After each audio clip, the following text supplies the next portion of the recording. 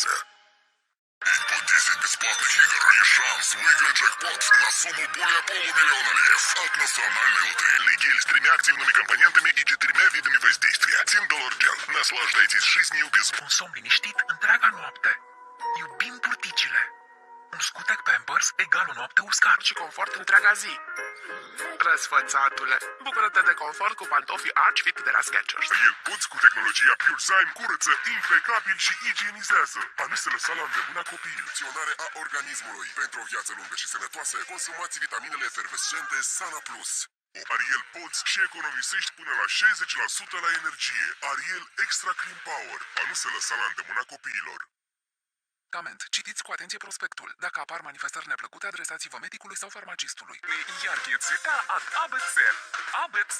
Жидкий стиральный порошок для цветного белья. За сильнее, потому что когда ты используешь пантин, твое величие выходит наружу. Delicios are. Toate mămicile știu. Pentru durerea în gât, Salvia Sept poate fi de ajutor. Electricitate și căldură. Și mai era ceva. Atât de ieftin. Атыт. Он любит, а мы делаем ее еще прочнее. Мелочи жизни всегда в радость. Și Cazayac vin diverse sortimente la 63,50 lei.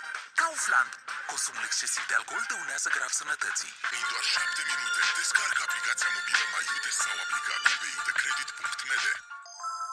Mie și lanțetele IT-App le puteți obține gratuit în toate farmaciile din țară. O apelează 112. Ца вперед. Жакей, начни с кофе. Простудой, терафлю, некогда болеть. Это лекарство. Прочитайте внимательно инструкцию. В случае возникновения побочных эффектов обратитесь к врачу или фармацевту. На, я использую Вэниш при каждой стирке. А ты? Noi posibilități. Движение с японским качеством.